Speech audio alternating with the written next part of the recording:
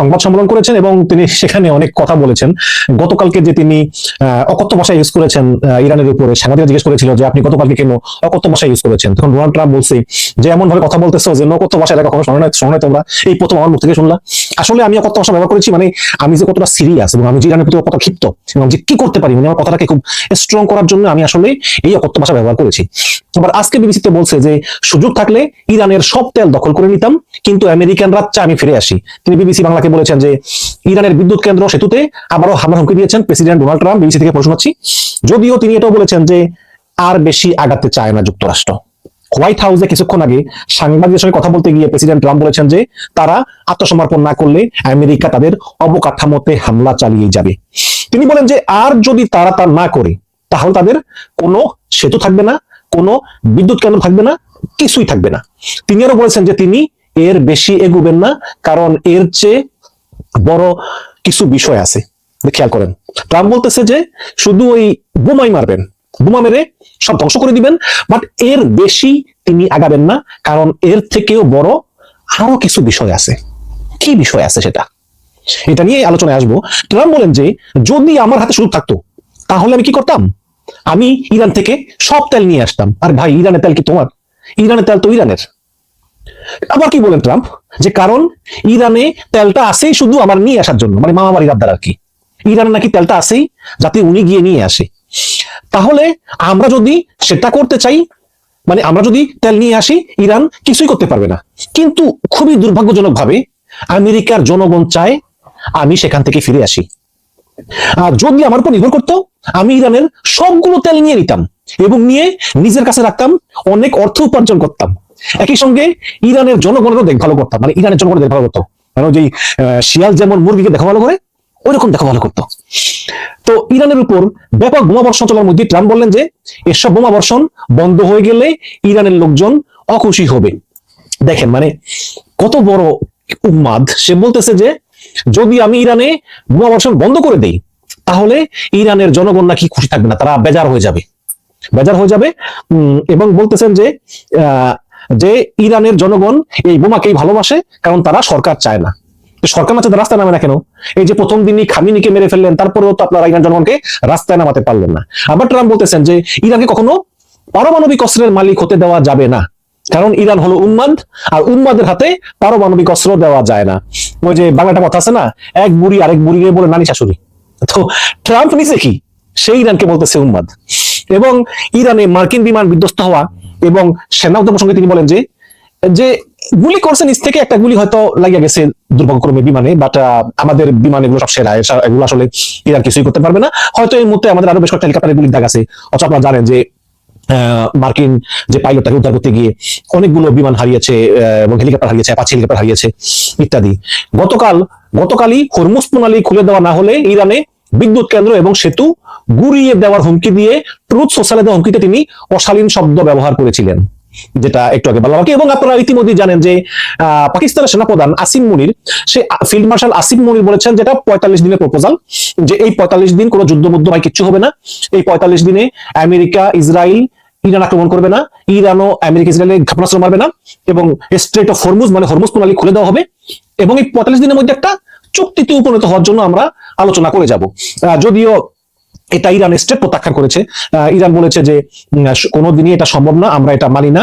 ইরানের আধা সরকারি গণমাধ্যম ইরোনার খবর তথ্য পাওয়া গিয়েছে, প্রস্তাব প্রত্যাখ্যান করে ইরান বলেছে সাময়িকভাবে নয়, স্থায়ীভাবে যুদ্ধ বন্ধ না হলে এই সমস্যার সমাধান হবে না। সুতরাং আমরা কোনো এইরকম 45 দিন যুদ্ধবিরতি সম্মত নই।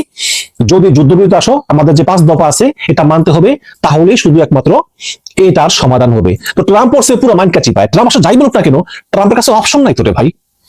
এই ইরানের হরমুজ প্রণালী বন্ধ করে রাখাটা, এটা মানে এদের আর পারমাণবিক বোমা লাগবে না, ইরানের কিচ্ছু করা লাগবে না। ইরান শুধু এই হরমুজ প্রণালীটা বন্ধ করে রাখুক, আর কিছু দরকার নেই। বন্ধ করে চুপ করে বসে থাকবে, যেটা ইরান আছে। দেখবেন মানে কি অবস্থা হয়। অলরেডি অবস্থা হয়ে গিয়েছে, সমস্ত বিশ্বের তেল নাই, গ্যাস নাই, উৎপাদন নাই, কিছু নাই। এখন ট্রাম্প এটা বেশি দিন করতে পারবে না, এবং সমস্ত বিশ্বের এই প্রভাব কিন্তু আমেরিকাতেও লাগতেছে। খোদ ট্রাম্প আমেরিকা অজনপ্রিয় হয়ে গিয়েছে। যদি ট্রাম্প এই ইরান আক্রমণ করে স্থলবাহিনী পাঠায়, যাই করুক না কেন, ইরানে ট্রাম্প পরাজিত হবেই, এবং এর ফলে ট্রাম্পের জনসমর্থন আরো কমবে এবং এই মধ্যবর্তী নির্বাচনে অলরেডি রিপাবলিকানদের ভরাডুবি হওয়ার সম্ভাবনা আছে। আর ওই লিটল লেডি আছে না, ওই যে মানে পুরুষ কিন্তু আমরা বলি লিটল লেডি, ওই যে সিনেটর লিন্ডসে গ্রাহাম, এটা তো শুধু ট্রাম্পকে কুবুদ্ধি দেয়। আমাদের আমিনুল ইসলাম ভাই এস্তোনিয়া বিশ্ববিদ্যালয়ের প্রফেসর, তিনি একটা ফেসবুক পোস্টে লিখেছেন যে ঘন্টাখানেক আগে হোয়াইট হাউসের সামনে ট্রাম্প সাংবাদিকদের সঙ্গে কথা বলেছেন। তিনি সাংবাদিক জিজ্ঞেস করেছেন ওকে যে ইরানের ব্যাপারে তোমার মতামত কি। তো ট্রাম্প বলতেছেন যে ইরানকে আমার শর্ত মেনে নিতে হবে, নইলে ওদেরকে আমি ধ্বংস করে দেব, পুরো দেশকে আমি এক রাতেই ধ্বংস করে দিতে পারি এবং সেটা হতে পারে আগামী রাত্রেই। তখন একজন সাংবাদিক প্রশ্ন করেছে যে তুমি না ওদের সাধারণ মানুষকে মুক্তি দেবার জন্য যুদ্ধ শুরু করেছিলে, বলেছিলে ওরা যেন রাস্তায় নেমে আসে, এইভাবে বোমা মারলে ওরা কেন তোমাকে বিশ্বাস করবে? তখন ট্রাম্প বলতেছে যে ইরানের সাধারণ মানুষ বোমার শব্দ শুনলেই আনন্দিত হচ্ছে, যখন তারা বোমার শব্দ শুনতে পাচ্ছে না তখনই ওদের মন খারাপ হচ্ছে। ইরানের মানুষের মন ভালো করার জন্যই আমি বোমা মারতেছি। মানে কি বলবো আর। হ্যাঁ, এই হচ্ছে আমেরিকার প্রেসিডেন্টের অবস্থা। ফ্যান্টাসিকেও তিনি হার মানিয়েছেন। এদিকে আগামীকাল মঙ্গলবারের আলটিমেটামের জন্য আমেরিকা ইসরায়েল বসে থাকেনি। আলটিমেটাম শেষ হবে আগামী মঙ্গলবার, বাট আমেরিকা ইসরায়েল কিন্তু হামলা চালিয়ে যাচ্ছে। তারা আজকে ইরানের সবচেয়ে বড় পেট্রোকেমিক্যাল স্থাপনায় সাউথ পার্স সেখানে হামলা চালিয়েছে ইসরায়েল। এর আগে নেতানিয়াহু বলেছিলেন যে আমরা আমেরিকার গ্রিন সিগন্যালের জন্য ওয়েট করতেছি, হয়তো গ্রিন সিগন্যাল পেয়ে গেছে, তারপরে হামলা চালাইছে। হ্যাঁ, তো এই ইরানের এই স্থাপনায়, মানে ইরানের এই পেট্রোকেমিক্যাল সাউথ পার্স স্থাপনায় দেশটির 85% গ্যাস উৎপাদন হয় এবং এই ইরানের পুরো দেশের বিদ্যুৎ সেক্টর দাঁড়িয়ে আছে এই গ্যাসের উপর। সুতরাং সেই স্থাপনায় ইসরায়েল হামলা চালিয়েছে এবং সপ্তাহ দুয়েক আগে কিন্তু এই একই স্থাপনায় আঘাত করার পর ইরান আবার কাতারের গ্যাস স্থাপনায় আঘাত এনেছিল এবং কাতারের স্থাপনাটি আবার ইরানের গ্যাস লাইনের সঙ্গে যুক্ত। এক আঘাতেই কাতারের 17% গ্যাস উৎপাদন বন্ধ হয়ে গেছে। এটা ঠিক করতে 5 থেকে 7 বছর লেগে যেতে পারে। এবং ইরান কাতারে আঘাত করার পর ট্রাম্প পোস্ট করে লিখেছিল, তখন আপনাদের কাছে যাই না, যে ইসরায়েল আমাকে না জানিয়েই ইরানের গ্যাস ক্ষেত্রে আঘাত করেছে, এমনটা আর হবে না। এটা মাসখানেক আগের ঘটনা।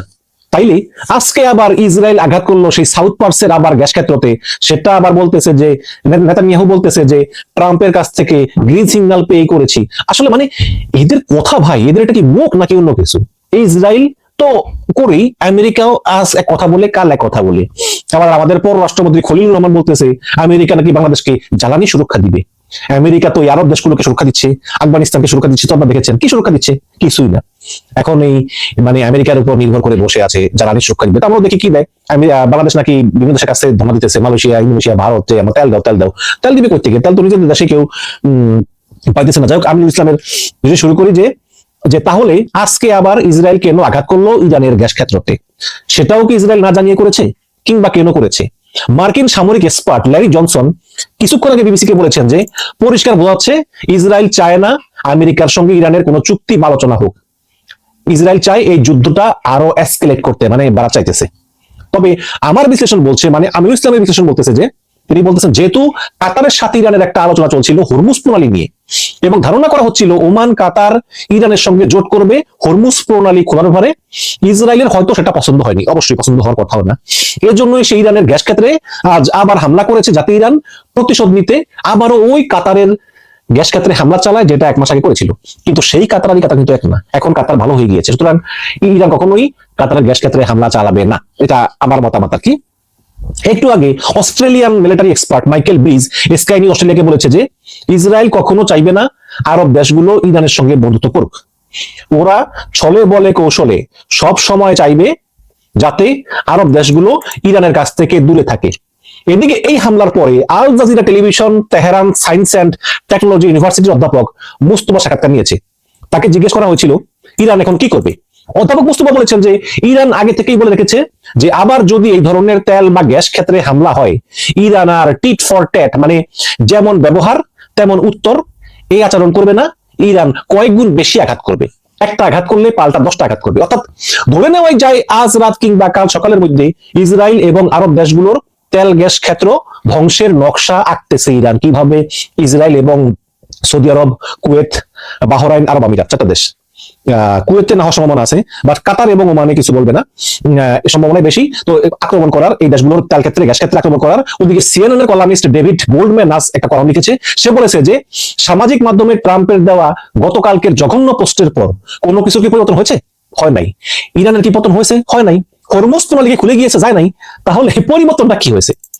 এরপর সে লিখেছে যে পরিবর্তন হয়েছে, তেলের দাম আরো বেড়ে $112 হয়ে গেছে ব্যারেল প্রতি, যেটা গত 4 বছরের মধ্যে সর্বোচ্চ। ওদিকে এবিসি নিউজের বিশ্লেষক ডেভিড মিলারাস বলেছেন যে Trump's post suggests that he is closely associated with Epstein circle. Epstein তো ওই যে জানেনি, অ্যাপিস্টেন ফাইল হয়ে গেছে, ওই যে বাচ্চা বাচ্চা মেয়েদেরকে নিয়ে কি সব বাজে কাজ করতো, সেখানে নাকি ট্রাম্প জড়িত ছিল, অনেকে বলতেছে এগুলো আর কি। এদিকে আবার আমাদের রানী মারা গেছে, যে ইংল্যান্ডের কুইন এলিজাবেথ, তার ছোট ছেলে অ্যান্ড্রু, সেও নাকি জড়িত ছিল, শুনতেছি আর কি, শোনা কথা। এদিকে ইসরায়েলের হাইফায় ইরানের আঘাতে একটি আস্ত বিল্ডিং ধসে পড়ে 4 ইসরায়েলি নাগরিকের মৃত্যু হয়েছে। ইসরায়েলের একটা ড্রোন ফ্যাক্টরি পুরো ধ্বংস হয়ে গিয়েছে। এই প্রথমবারের মতো এটা ইসরায়েলরা স্বীকারও করে নিয়েছে যে তাদের ড্রোন ফ্যাক্টরি পুরো ধ্বংস হয়ে গিয়েছে। তবে ইরানেও বেশ ক্ষয়ক্ষতি হয়েছে আজ। ওদিকে ইরানের গোয়েন্দা প্রধান মার্কিন বাহিনীর আঘাতে নিহত হয়েছেন। আজও ইরানের একটি বিশ্ববিদ্যালয়ে আঘাত করেছে আমেরিকা ও ইসরায়েল।